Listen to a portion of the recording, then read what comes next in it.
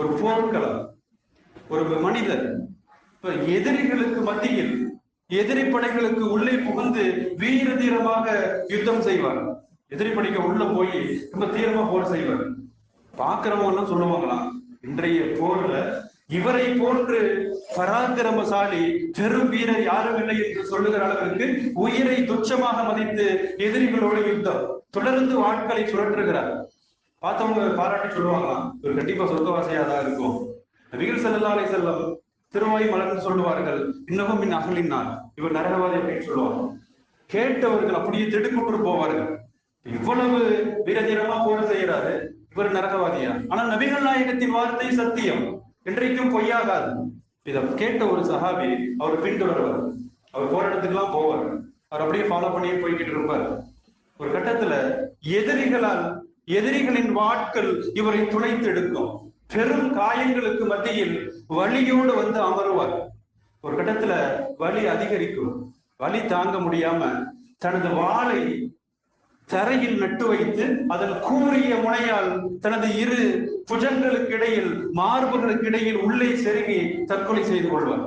இப்ப பார்த்த ஒரு வில்வரின் முடிவாக பெருமாள் சொல்லுவாங்க, ரசூலுல்லாஹ் அஷ்ஹது அன்னக ரசூலுல்லாஹ், நான் சாட்சி சொல்கிறேன் நீங்கள் அல்லாஹ்வின் தூதர்.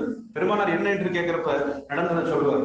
யோசித்து பார்க்கிறோம் சிறப்பானவர்களே, இப்ப வீர தியாகியாக இருந்தாலும் சரி, உயிரை மதிக்காது துச்சமாக மதித்து அறப்போர் புரிகிற மனிதராக இருந்தாலும் இது போன்று விபரீத முடிவு அவரை நரகத்திற்கு இட்டு செல்லும். கண்ணிமிக்கவர்களே, யோசித்து பார்க்கிறோம். அதனாலதான் இந்த தற்கொலையை பொறுத்த வரைக்கும் ஹதீசுகள்ல பார்க்கிறோம். இங்க உயிரை மாற்றிடுவாங்க, இதுல பிரச்சனையை சால்வான மாதிரி நினைச்சுக்குவாங்க. ஆனால் மறுமை, முஸ்லிம்களை பொறுத்தவரை மறுமையின் நம்பிக்கை மிக முக்கியம்.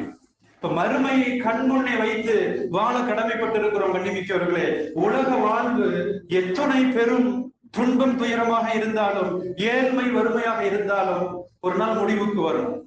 மறுமைக்கு போறப்ப நித்திய வாழ்வு, நிரந்தர வாழ்வு. கண்ணிமிக்கவர்களே, இப்ப அந்த வாழ்க்கையில நபிகள் ஸல்லல்லாஹு அலைஹி வஸல்லம் சொல்லுவாங்க, இந்த தவறான முடிவு, தற்கொலை முடிவு, பெருமானார் ஹதீஸ்ல சொல்றாங்க, யாரேனும் ஒருவர் இந்த கத்தி போன்ற கூரிய ஆயுதத்தால் குத்தி தற்கொலை செய்து கொண்டால் நாளை மறுமையில் நரகில் அதே ஆயுதம் வழங்கப்பட்டு தொடர்ந்து குத்தி கொண்டே இருப்பார், மௌத்து வராது. ஒரு தடவை குத்தி செத்து போயிட்டாருன்னா பிரச்சனை இல்லை, உயிர் போயிட்டா பரவாயில்ல.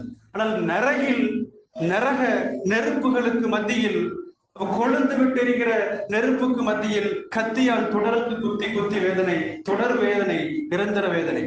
பெருமானார் தொடர்ந்து சொல்லுவார்கள், யாரேனும் விஷம் அருந்தி தற்கொலை செய்து கொண்டால் நரகில் விஷம் தரப்பட்டு அந்த விஷத்தை தொடர்ந்து குடித்து குடித்து உயிர் பிரியாது, உயிர் போகாது, அந்த வேதனையை அனுபவித்துக் கொண்டிருப்பார். இன்னமும் சொல்லுவார்கள், யாரேனும் மலையில் இருந்து குதித்து தற்கொலை செய்து கொண்டால் நரகில் மலைகளில் தொடர்ந்து ஏற வைக்கப்பட்டு உருட்டி விடப்பட்டு தொடர்ந்து விழுந்து கொண்டிருப்பார், மௌத்து வராது. இங்க ஒரு தடவை உயிர் போயிடும், ஆனால் இதனுடைய தொடர்ச்சி அல்லாஹ் பாதுகாக்க வேண்டும். தொடர் வேதனையாக. கண்ணிமிக்கவர்களே, இன்னும் ஹதீசுகள்ல வரும், அல்லது யஹ்னுக்கு நப்ஸஹு யஹ்னுக்குஹா ஃபின்னார், யாரேனும் இந்த கழுத்தை நெரித்து அந்த கயிறுகளால் குரல் வலையை நெருக்கி மரணம் எடுக்கிற போது நபிகள் ஸல்லல்லாஹு அலைஹி வஸல்லம் சொல்லுவார்கள், இதே போன்று நரகத்தில் கயிறு வழங்கப்பட்டு குரல் வலையை நெரித்துக் கொண்டிருப்பார். அல்லாஹ் பாதுகாக்க வேண்டும். சிறப்பானவர்களே, இந்த அளவிற்கு இந்த உயிரை மாய்த்துக் கொள்ளுகிற அதிகாரம் அல்லாஹ் யாருக்கும் வழங்கவில்லை. இந்த தற்கொலை பண்ணிக்கிட்டான், ஆனாலும் அவர் காஃபிர் ஆக மாட்டார், இஸ்லாத்தை விட்டு வெளியே போயிட மாட்டார். இப்படி பெரும் பாவங்களின் வரிசையில் வட்டி, லஞ்சம், இது போன்ற விபச்சாரங்களின் வரிசையில் தற்கொலையும் பெரும்பாவங்களிலே கட்டப்பட்டது. பெருமானார் காலத்துல